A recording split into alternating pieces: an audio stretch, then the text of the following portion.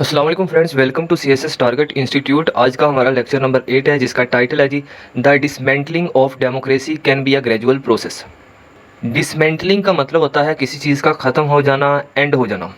इसका मतलब हुआ कि जो डेमोक्रेसी है, इसकी जो डेथ होती है, इसका जो खात्मा होता है, वो एक ग्रेजुअल प्रोसेस है, वो स्लो प्रोसेस है।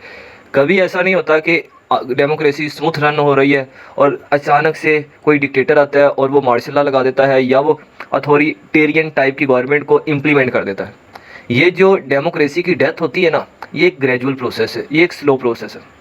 तो जो हमारे पास ऑटोक्रेसी टाइप गवर्नमेंट आती है या अथॉरिटेरियन टाइप आती है, ये डेमोक्रेसी की डेथ से आती है। डेमोक्रेसी की जो डेथ होती है वो आहिस्ता आहिस्ता होती है, उसमें कुछ इवेंट्स अकर होते हैं। जैसे कि जो पीरू का प्रेसिडेंट था इन 1990, जिसका नाम था एल्बर्टो फुजीमोरी। इसकी जो प्रोनाउंसिएशन है वो डिफरेंट भी हो सकती है। ये जो एल्बर्टो फुजीमोरी था, इसने क्या किया कि जो पीरू के लोग थे उन्हें यकीन दिलाया कि भाई मैं मुल्क के अंदर जो इकोनॉमिक रिफॉर्म्स है वो लेके आ सकता हूँ, मैं इस कौम को बेहतर कर सकता हूँ, मैं इस मुल्क की मईशत को बेहतर कर सकता हूँ। ठीक है, इसी बिहाफ पे उसने इलेक्शन लड़ा और वो जीत गया, क्योंकि लोगों के सामने एक नया प्लान आया कि मुल्क की मईशत बेहतर होगी। तो जब ये प्रेसिडेंट बनता है, प्रेसिडेंट बनने के बाद ये जो अपना प्लान होता है, जो अपनी पॉलिसीज़ होती हैं, यानी कि डेमोक्रेटिक मेथड्स को यूज़ करते हुए ये अपने गोल्स को, अपनी पॉलिसीज़ को, अपने प्लान को इम्प्लीमेंट करने की कोशिश करता है, नाफिज करने की कोशिश करता है। लेकिन जब जब ये पास असम्बली के अंदर जाता है, कांग्रेस इसे क्या कर देती है, ब्लॉक कर देती है। वो ये जो अपना प्लान असम्बली के अंदर पेश करता है, ये अपनी पॉलिसीज़ को या लेजिस्लेशन को पास करवाने की कोशिश करता है, लेकिन कांग्रेस ऐसा होने नहीं देती। तो इसे एक चीज़ समझ आ जाती है कि अगर मैं डेमोक्रेटिक मेथड्स का यूज़ करता हूँ, तो मैं अपनी पॉलिसीज़ को अपने जो लेजिस्लेशन जैसा मैं चाहता हूँ, जैसा कानून मैं चाहता हूँ, वैसा मैं पास नहीं करवा सकता अगर मैं डेमोक्रेटिक मेथड्स को यूज़ करता हूँ। अगर मैं अपनी पॉलिसीज़ को पास करवाना चाहता हूँ, कानून को पास करवाना चाहता हूँ, तो मुझे डेमोक्रेटिक मेथड यूज़ करने की ज़रूरत नहीं है।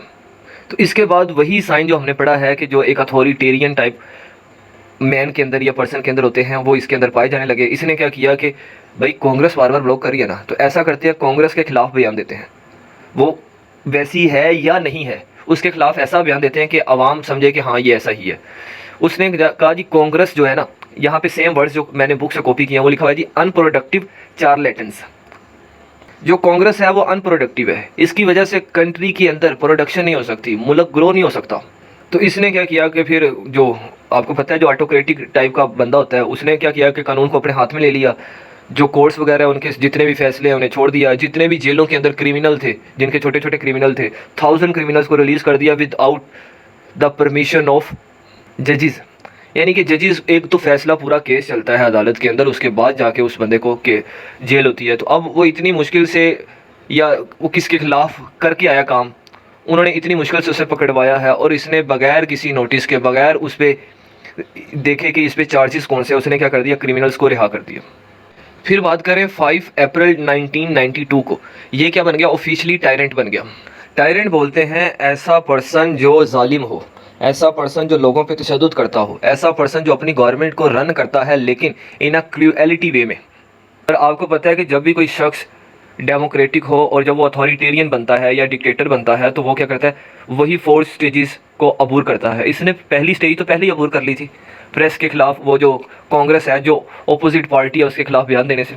जो बाकी 3 स्टेजेस है, इसने वो भी कर दी, जिससे आपको पता है कि डेमोक्रेसी क्या हो जाती है, डिसमेंटल्ड हो जाती है, डेमोक्रेसी की क्या हो जाती है, डेथ हो जाती है। अगर आपने की इंडिकेटर ऑफ अथॉरिटेरियन परमिट वाला जो लेक्चर है वो नहीं सुना, लेक्चर नंबर 3 या 4, वो सुनेंगे, आपको अंदाज़ा हो जाएगा, जिसमें हमने 4 इंडिकेटर्स डिस्कस किए थे।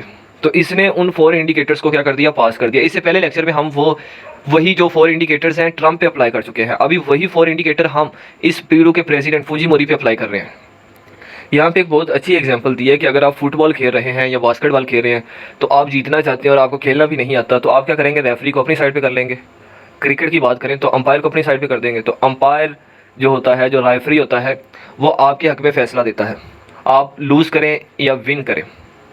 तो अगर पॉलिटिक्स की बात की जाए, तो पॉलिटिक्स के अंदर जो लॉ मेकर्स होते हैं, जो जजेस होते हैं, उनको इसने रिप्लेस कर दिया और उनको नाफिज कर दिया, उनकी हायरिंग कर ली, उन लॉ मेकर्स की, उन जजेस को पोजीशंस दे दी जो इसके लॉयल थे, जो इसके हक में बोलते थे, जो इसके लिए सब कुछ करने के लिए तैयार थे।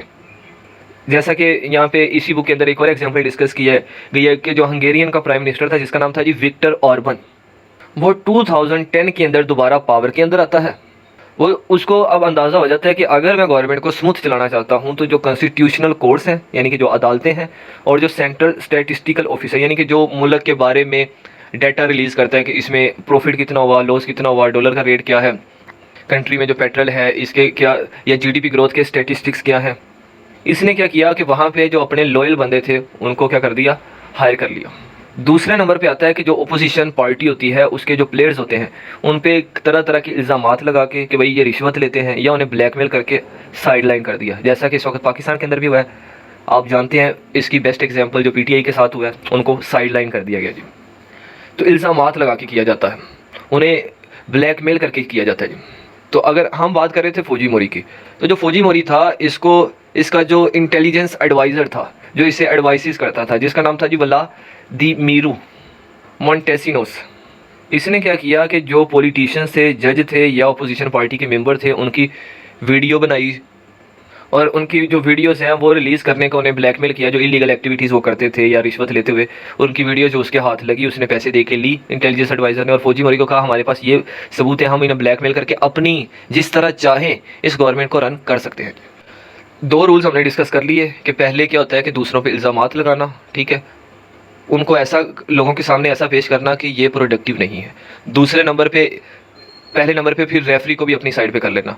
दूसरे नंबर पे क्या होता है कि जो जजेस होते हैं, जो पॉलिटिशियंस होते हैं, इनको अपनी साइड पे कर लेना, या तो ब्लैकमेल करके या बाय फोर्स या बाय मनी। ये 3 टूल को यूज़ किया जाता है, ये 3 टूल्स को यूज़ किया जाता है अपने पर्पज़ को अचीव करने के लिए। तीसरी जो स्टेज है डिसमेंटलिंग डेमोक्रेसी की, वो ये है कि जो न्यू सिस्टम होता है वो उसकी फेवर में काम करे। इसके लिए वो क्या करता है, जो जजेस होते हैं, लॉ मेकर्स होते हैं, उनसे ऐसे लॉ बनवाए जाते हैं, उनसे ऐसी इंटरप्रिटेशन करवाई जाती है जो कि उसके अपने हक में हो। मतलब कि जो नए कानून होते हैं ना वो सारे के सारे एक ही पर्सन के हक में होते हैं, एक ही पर्सन की फेवर में होते हैं। ऐसा यूएस के अंदर भी हो चुका है 1867 में, जब अमेरिका के अंदर, यूएस के अंदर सिविल वॉर की एंड हुई थी। तो तब क्या हुआ था, जो नए नए ब्लैक सिटीज़न रिलीज़ हुए थे, फ्री हुए थे, तो उन्होंने रिपब्लिकन पार्टी को क्या किया, वोट किया, जो कि पार्टी थी अब्राहम लिंकन की। तो देखें, जब अब्राहम लिंकन की जो पार्टी थी रिपब्लिकन, उन्होंने जो फ्री ब्लैक सिटीज़न थे वो सारे के सारे चाहते थे कि इनको वोट दिया जाए। लेकिन ओपोजिशन पार्टी ने क्या किया, जो डेमोक्रेट पार्टी थी, अमेरिका के अंदर एक रिपब्लिकन है और एक डेमोक्रेटिक पार्टी है, तो जो डेमोक्रेटिक पार्टी थी, जो डेमोक्रेट्स पार्टी थी, उसने क्या किया कि वोटर्स के लिए शर्तें आयद कर दी। क्या मतलब, कौन कौन सा शख्स वोट दे सकता है और कौन कौन सा शख्स वोट नहीं दे सकता। उन्होंने नई कंडीशन ही ऐसी बनाई जिससे जो ब्लैक थे, जो ब्लैक फ्री थे, वो उनको वोट दे ही ना पाए जी। जो वोट देना चाहता है उसको पोल टैक्स भी देना पड़ेगा। आपको पता है वो जो ब्लैक सिटीजन थे, जो फ्री हुए थे, उनके पास एक पैसा भी नहीं था, वो गुलाम थे, शैकल्स में थे, उन्हें जेलों में बंद किया हुआ था। अब उन्हें फ्री किया है, ना उनके पास कारोबार है, ना घर है, ना पैसे हैं, तो अब इन्होंने क्या कर दिया, टैक्स इंप्लीमेंट कर दिया, तो वो टैक्स दे नहीं सकते। तो यहाँ से उनका जो वोटिंग राइट है वो खत्म हो जाता है। वोटिंग राइट खत्म करके उन्होंने एक नया कानून इंट्रोड्यूस करवाया जिसका नाम था जी डॉर्च लॉ। और दूसरी कंडीशन ये थी कि सिर्फ और सिर्फ पढ़े लिखे लोग जो हैं वही वोटिंग कर सकते हैं, वही एलिजिबल है वोट के लिए, कोई सेकंड या थर्ड पर्सन वोट के लिए एलिजिबल नहीं है। तो इससे ये हुआ कि ब्लैक पीपल जो इतने ज़्यादा तादाद में फ्री हुए थे उनका वोटिंग राइट खत्म हो गया, तो जो वोटिंग राइट सिर्फ और सिर्फ गोरों के पास रह गया। तो यहाँ से ही क्या होती है, डेमोक्रेसी की डेथ होती है। क्यों? क्योंकि सब लोगों को वोटिंग का राइट नहीं दिया गया। ये थर्ड रूल था। उम्मीद है आपको ये लेक्चर समझ आया होगा, जिसके अंदर हमने यूएस की बात की, पेरू के प्रेसिडेंट की बात की, इसके अलावा हमने हंगेरियन के प्राइम मिनिस्टर की बात की जिसका नाम था विक्टर ऑर्बन। ये वो सारे लोग हैं जिनकी वजह से अमेरिका में, हंगेरियन में, पेरू में डिक्टेटरशिप आई और डेमोक्रेसी की डेथ हुई। हाँ, जो 1867 में जो अमेरिका में हुआ वो, उसमें आप कह लें कि डिक्टेटरशिप तो ना आई, लेकिन डेमोक्रेसी की डेथ का बायस बन गया जब वोटिंग का राइट ख़त्म कर दिया गया, जबकि अब्राहम लिंकन की पार्टी इजीली विन कर सकती थी। If you people have any question then आप कमेंट बॉक्स में पूछ सकते हैं, नीचे व्हाट्सएप का नंबर दिया गया है, आप वहाँ पे भी रब्ता कर सकते हैं। मिलते हैं नेक्स्ट लेक्चर में, तब तक के लिए अल्लाह हाफिज़।